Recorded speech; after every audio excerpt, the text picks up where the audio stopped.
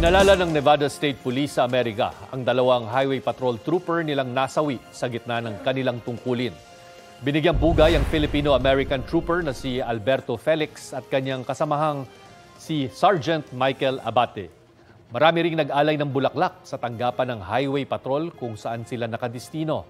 Base sa investigasyon ng pulisya, iniinspeksyon ni na Felix at Abate ang sasakyan ng isang driver na nakatulog noong November 30 nang biglang sumulpot ang isang SUV at nasagasaan sila. Agad tumakas ang SUV driver. Sa tulong ng security cameras, natuntun ng mga otoridad ang suspect na si Jamarcus Williams.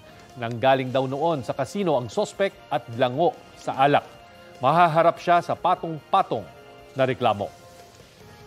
Kapuso, alamin ang maiinit na balita. Bisitahin at mag-subscribe sa GMA Integrated News sa YouTube. Sa mga kapuso abroad, samahan nyo kami sa GMA Pinoy TV at sa www.gmanews.tv.